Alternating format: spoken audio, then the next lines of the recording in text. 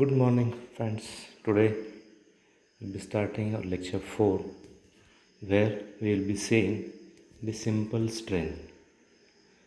What is simple strain? What is the meaning of strain? We will see in detail and see what are the things that are to be known in a strain. Now, till now, we have seen the strength of material, that is the stress in one direction, stress in two directions, stress in three direction, and we have seen the relation between the load area and stress. Now we consider the major field of solid mechanics, that is a change in shape, that is the deformation that is accompanying the loading. What happens when we say that a load applied on a member? We have seen that there is a deformation. What do you mean by deformation? There is nothing but it may elongate, it may compress, or it may shear. Now we have to see how to apply these relations when we go for the relation between the elastic deformations in combination with the condition of the equilibrium, and the relation between the loads and the deformation will enable us to solve statistically the different problems. Now, what is strain?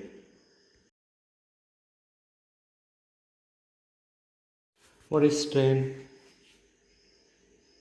With a simple example of rubber band, we can say that when a rubber band is stretched, what changes we see in that?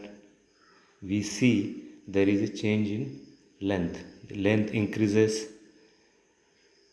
What occurs when the length increases in the rubber band? If you observe it clearly, we will see that when the length increases, there is a decrease in dimension of the rubber band. Now, why we have considered the example of a rubber band? Because it is very easy and everyone has seen the rubber band and everyone plays with the rubber band. We stretch it, but when we stretch it, we see that if we stretch it beyond a particular limit, there will be a deformation which will be permanent. So with that we say that the increase in length of the rubber band will be permanent. Now, why we have considered the example of a rubber band? Can anyone tell? Yes, we had seen in the first few lectures that all engineering materials are elastic in nature. Why they are elastic in nature? Because when a load is acting on it, it will be accompanied by a deformation. Now, when there is deformation in the material, naturally there will be a change in the dimension of the component, and this effect of the strain in materials is known as the strain. That is, there is elongation or compression of all the materials when we subject to a force or loading.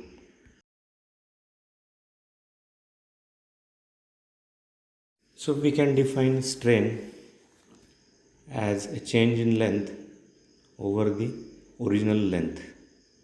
Let delta L be the increase in length or decrease in length, and let the capital L be the original length. So the strain is denoted by a Greek letter epsilon or small e, which is equal to delta L by L. Notice delta L is nothing but the increase in length due to the stress or due to the elongation or due to the compression divided by the original length. Now, when we consider the units of the strain, it will be meter per meter or mm per mm, or strain is said to be a dimensionless quantity. And this is the simple strain. We can give example for the rubber band or any material. It may be metal, it may be plastic, it may be a composite material, it may be any type of material. When it is subjected to a particular load, it deforms, and that deformation is nothing but the strain in that element.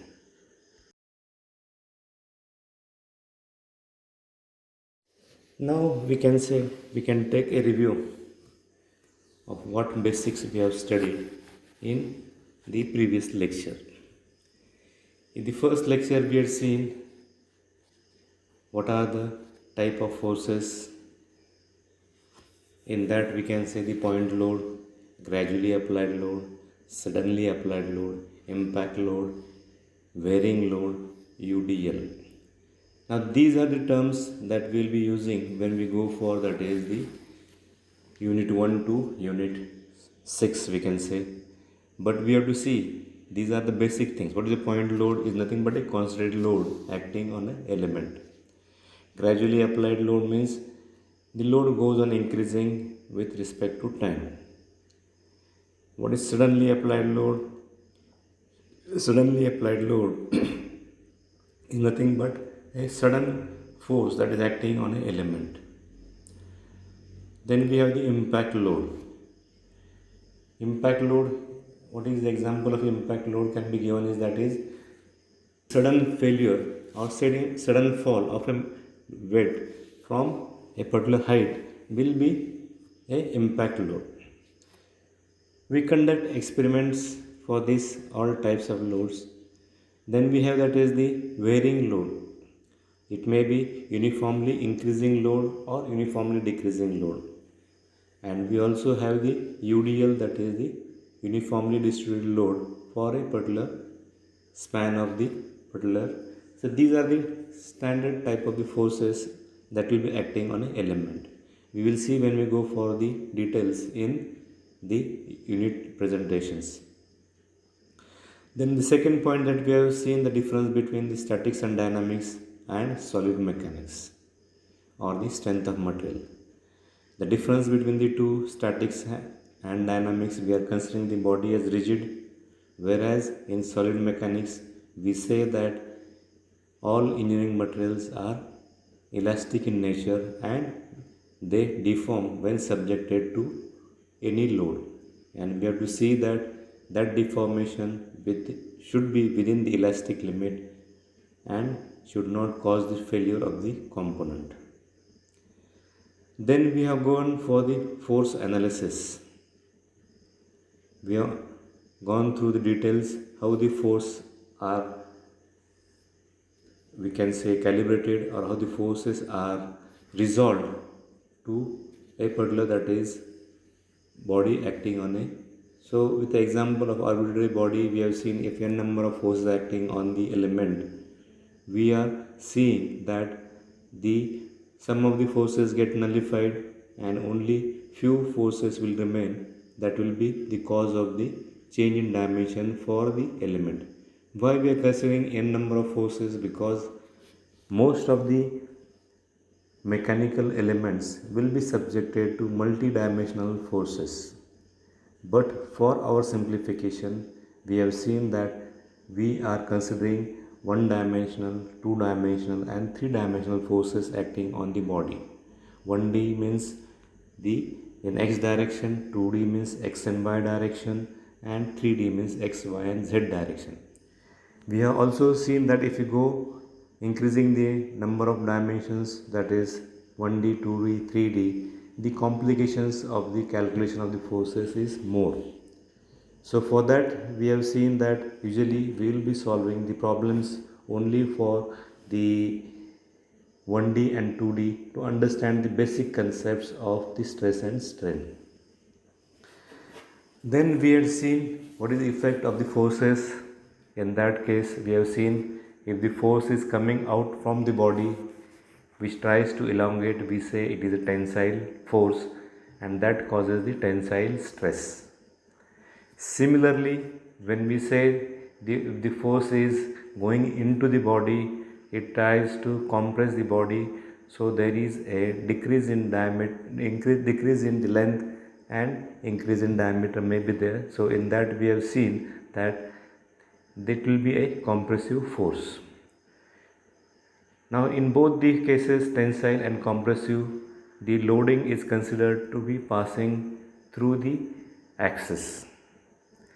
Now when it is passing through the axis, we see that at any cross section of the element over the entire length of the bar, the stress will be same, which is given by sigma is equal to P by A.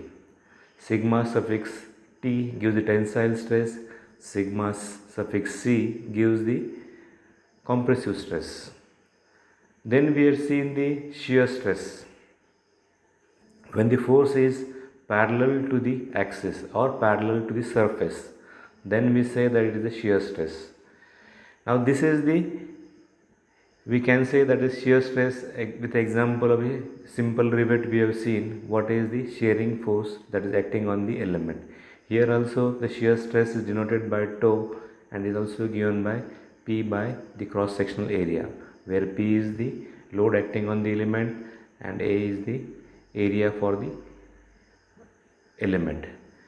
Now the basic difference between the tensile, compressive and the shearing stress is the calculation of area. When we say in tensile and compressive, we are taking the cross sectional area depending on the shape of the component, maybe rectangular, it may be circular, it may be hollow, cylinder, or it may be a I section, it may be a T section, or any section, L section for different applications where we are selecting the material. But when we go for the shear stress, we have to see that we are considering the projected area. In the example of the shear stress, we have seen the rivet. In that we have seen whatever the thickness of the plates will be there, that will be considered the length and the diameter. So in that case we are considering the projected area. Please remember the difference between the shear stress and the other stresses. Here we are considering the projected area, that is 2 times T into diameter. So that is the projected area. And in tensile stress and compressive stress, we are considering the cross sectional area, that is, if it is circular section, we are taking it pi by 4 d square. So these are the different things that we have to note when we go for the details of the stresses in the element. Then we had seen the strain and the strain. In that we have seen how the strain occurs in an element. The strain is nothing but, we can say, when a force acts on an element, there is a elongation or deformation of the element, and we have to see that deformation causes a change in the dimensions of the component.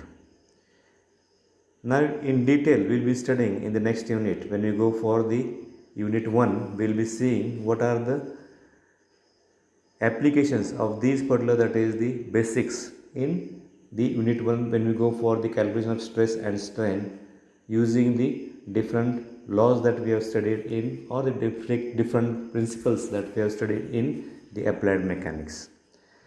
Now when we consider the unit for the stress, it is Newton per mm square or Pascal or megapascal or gigapascal, and we have seen what are the units for the strain also. Strain is a dimensionless quantity, and we have seen mm per mm or meter per meter depending on the deformation of the component. Maybe that is the delta L by L, where delta L is the increase in length and capital L is the original length. Now when we go for the next lecture, these are the basic things that we will be going through for the studying the details of the unit 1. Now in solid mechanics, we have to see again, I am repeating that relation between the load, area and the stress. Now the major interest of the solid mechanics, we have to see what is the change in deformation, when the load is applied. And the main thing for the engineer or for a designer, we have to see that when this deformation is there, this deformation should be within the elastic limit. Now, what is this elastic limit and what is the requirement for the calculation of the different stresses in the element? We will see when we go for the next unit, that is the unit 1. We will be starting with again the simple stress and simple strain using the stress strain diagram, which is the basic for every, that is the engineering application when we go for designing. Now, the basic thing here in unit 1 we will be seeing is regarding the study of the stress strain diagram. As we have seen, stress strain diagram will be of two types. One will be for the ductile material and one for the brittle material. Now, in that, based on this stress strain diagram, we have to go for the selection of the material. Now, why we are considering the ductile and brittle material only is because all the engineering materials fall in these two categories. Now, in unit 1, we will be seeing the stress diagram and why we require that is stress strain diagram, because when we go for designing a component, we have to see what should be the dimensions of the particular component so that it should resist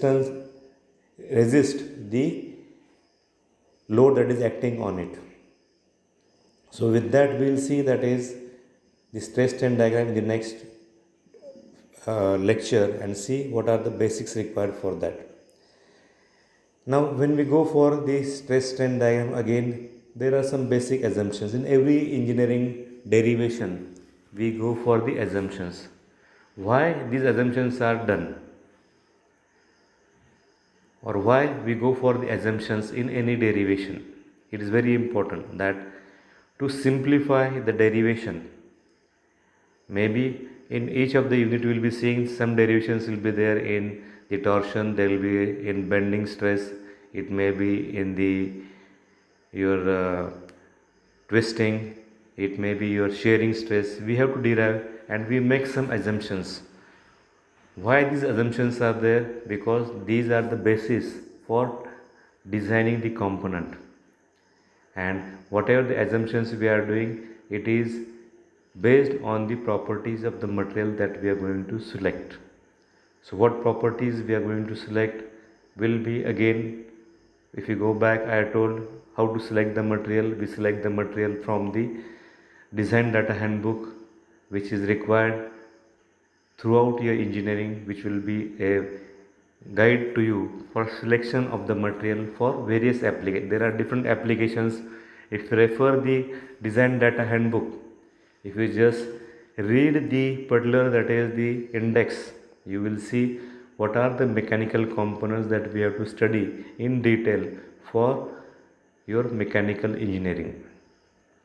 Now, these are the simple, that is all the formulas are given, everything is given for the reference. That's why it is called the design data handbook.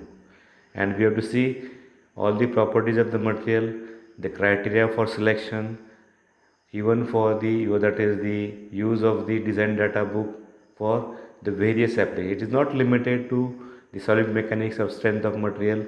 It will be required for the particular, that is the all the design aspects when we go for the selection, because it gives just a guide for selection of the material in the solid mechanics. Now, these are the things that we have to consider when we go for the application of the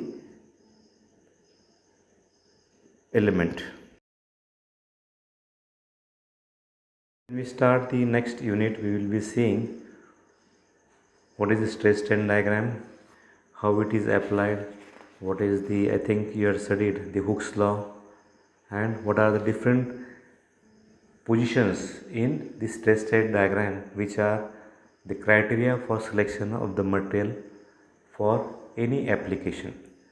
So, to conclude, we will see that these are the basic things we will be requiring throughout our, that is the engineering, and that's why in the revision of the syllabus I would like to tell you, we will discuss the syllabus also, because the syllabus revision has been done and we have got 5 credits for the solid mechanics, and I think it is the highest credits that are given to a subject in, if you see throughout your, that is the engineering career.